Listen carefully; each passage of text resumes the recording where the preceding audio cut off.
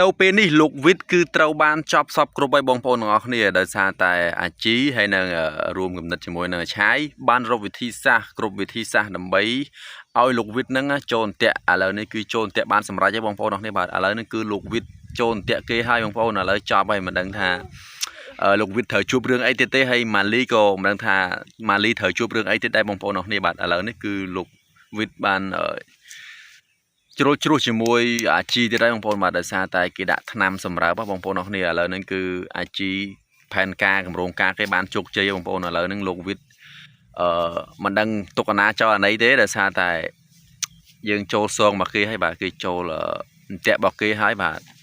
ហើយឥឡូវហ្នឹងអាជីក៏បានចោទប្រកាន់ទៅលើលោកវិទ្យដែរហើយមិនដឹងថាភាគ10ហ្នឹងមិនដឹងសាច់រឿងហ្នឹងវាទៅជាយ៉ាងណាទៀតអញ្ចឹងណាបងប្អូនអរគ្នាដោយសារតែម៉ាលីក៏លោកវិទ្យបានជ្រុលជ្រោះជាមួយហើយឥឡូវហ្នឹងអាជីក៏បានដាក់អន្ទាក់ទៀតឥឡូវចូលអន្ទាក់អាជីទៀតឥឡូវហ្នឹង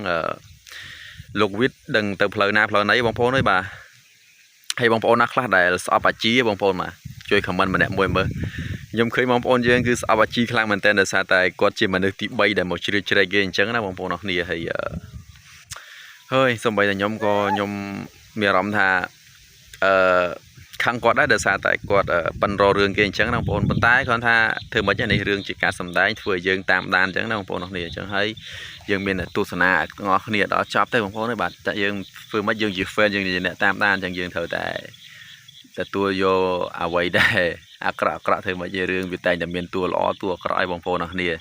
ញ្ចឹងហើយចាំមើលភាគ10ទាំងអស់គ្នាថាភាគ10ហ្នឹងណាលោកវិទ្យនឹងទៅជាយ៉ាងណាម៉ាលីទៅជាយ៉ាងណាហើយអាជីនឹងទៅជាយ៉ាងណាបាទហើយសង្ឃឹមថារឿងនេះអាចនឹងចិត្តចប់ហើយបងប្អូនអរគ្នាបាទនៅតែ2 3ភាគទៀតឯងមិនដឹងយើងដឹងទេបាទឥឡូវយើងចាំមើលទាំងអស់គ្នាថាភាគ10ហ្នឹងវាទៅជាយ៉ាងណាអញ្ចឹងណាបងប្អូនអរគ្នាបាទកុំភ្លេចជួយ Subscribe នៅ Channel ខ្ញុំបាទម្នាក់មួយផងបងប្អូនអរគ្នាបាទហើយបាយទាំងអស់គ្នាបងប្អូនចាំមើលភាគ10ទាំងអស់គ្នា